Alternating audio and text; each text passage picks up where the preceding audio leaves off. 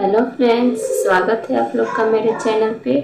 तो आज मैं मैया का एक बहुत ही प्यारा गीत सुनाने जा रही हूँ। आप लोग ज़रूर सुनिएगा और पसंद आएगा तो एक लाइक ज़रूर कर दीजिएगा। और अगर मेरे चैनल पे आप नए हैं तो मेरे चैनल को सब्सक्राइब भी कर दीजिएगा। तो चलिए गीत शुरू करते हैं। दीहा तू हमनी के बताई बसेलू कहाँ ए माई।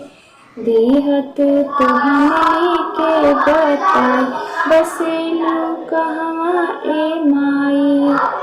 कोई कहेला महर बसेलू, कोई कहे विंध्याचल में, कोई कहेला बसेलू माई पर्वत के आंचल में।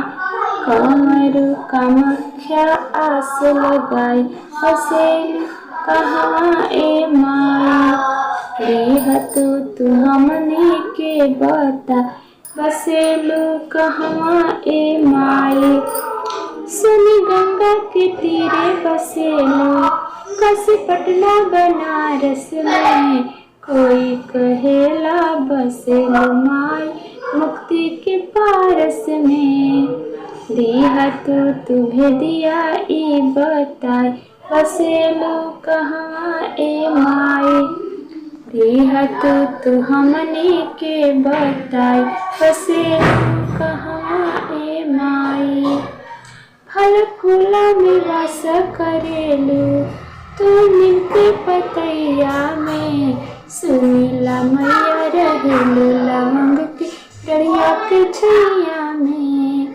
भगतन के दिल में बसेली माई बसेलू कहाँ ए माई। दीहा तू हमनी के बताई बसेलू कहाँ ए माई। दीहा तू हमनी के बताई बसेलू कहाँ ए माई।